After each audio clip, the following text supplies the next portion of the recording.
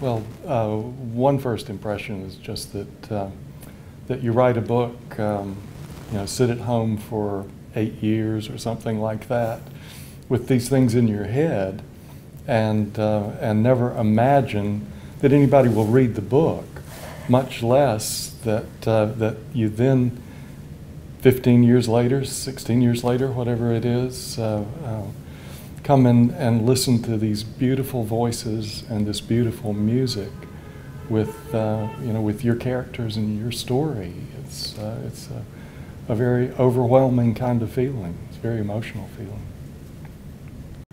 Looking for a first subject for an opera, this book for me is perfect, having grown up not too far, as 60 miles as the crow flies, actually, from Cold Mountain. So I recognize the speech patterns and the way people talk, and also just the characters.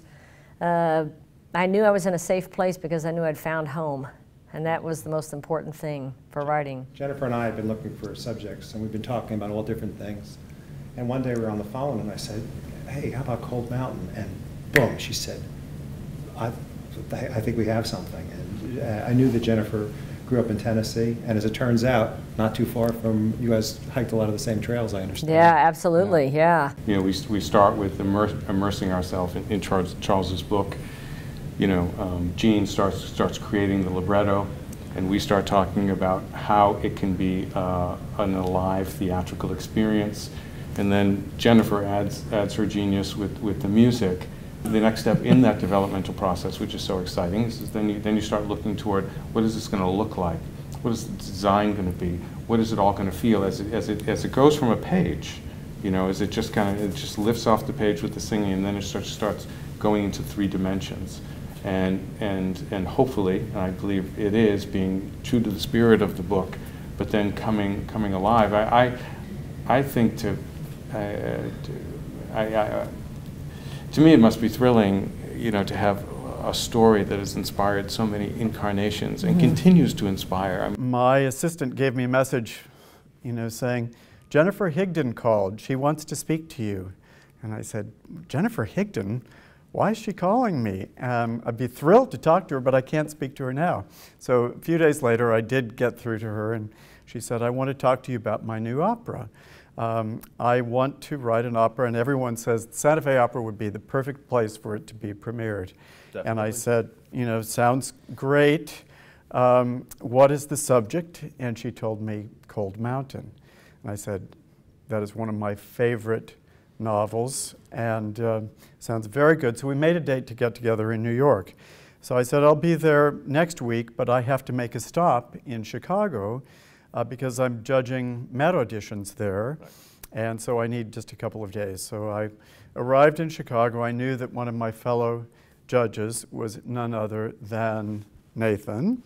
And so we were sitting around in the room, you know, waiting to adjudicate the auditions. And I said to Nathan, you know, we keep trying to get you back to Santa Fe, and nothing seems to be working out. So how are we going to do that? And you said... I said, well, you know, it has been a while, but one of the things I love about Santa Fe is the long rehearsal process. You can actually really work in, you know, work up a new piece. He said, well, what is the subject of the opera? And I said, Cold Mountain.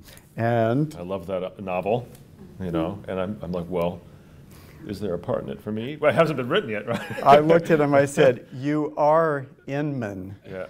And so we shook hands on the deal, yeah. And went off to judge our auditions then. And a couple of days later, I met with Jennifer in New York, and I said, you won't believe this, but I think I've signed on Inman for our project.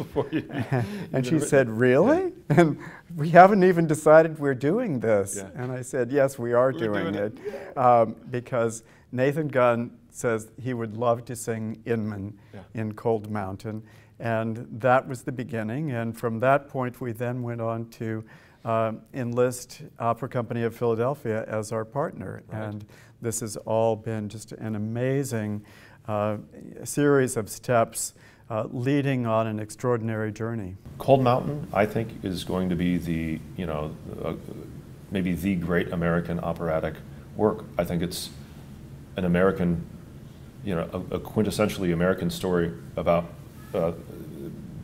much like Ulysses. It is the Ulysses story, but an American version of it. The music is beautiful. It's amazingly dramatic in scope. You're in for a story. You're in for the drama and the theater and the relationships between each character and the language. And I think it's obviously between Jennifer Higdon and Gene Scheer and everyone else involved in this whole process, they've created a really human story.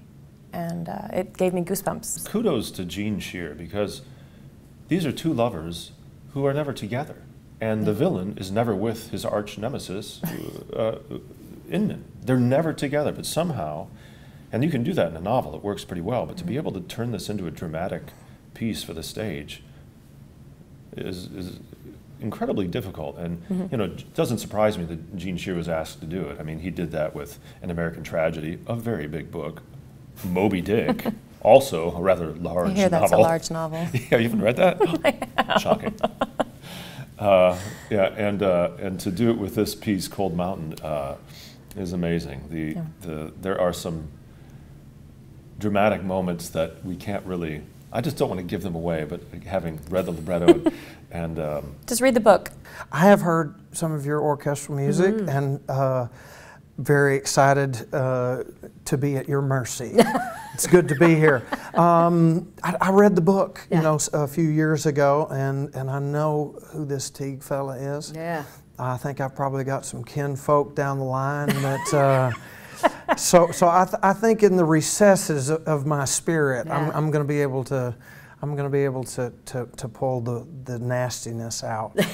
And hopefully, looking at him, you would not guess there was nastiness in there at all. Yeah, I keep it buried most of the time. But you know what? It's so exciting. You have such a singular voice. You know what? That was one of the things when I was writing it. Every time I had to write a scene with Teague in it, I find the actions of this man kind of irritating to think about. I get ticked off. I go through the emotions. So I thought, how am I going to write an aria for Teague? So what I did was I used the thought of you kind of as the antidote. Okay. I thought I knew he was going to be singing it, so I thought to myself, here's a good person who's going to play a bad person, but I focused just on your personality, which you are legendary for being such a great person to work with. Oh, really? So that actually helped me, believe it or not. It's a pretty amazing experience. There's nothing better for a composer than knowing that you're going to be writing for the best artists around. It allows you to daydream and think big, and you can bring more to the audience, I think. But it's my favorite part of my job. Bring it on. Yes, Bring absolutely. it on. Let me tell you something. You know, I don't know if you know this or not, but I've had a pretty good year. Things have, I mean, I've had so much fun. But you know, in 20 years of trying to sing opera, the greatest moments for me are getting to sing new music. I've got to be in a few new operas over the course of the years, and I love stepping into a guy for the first time and stepping into that voice for the first time. So I'm tickled to death, and I'm honored to be a part of it. You're Thank making you. the history of this character, and it's great. Who's luckier than me? So good to be here. Thank you. Maybe I'm lucky I get to work with you.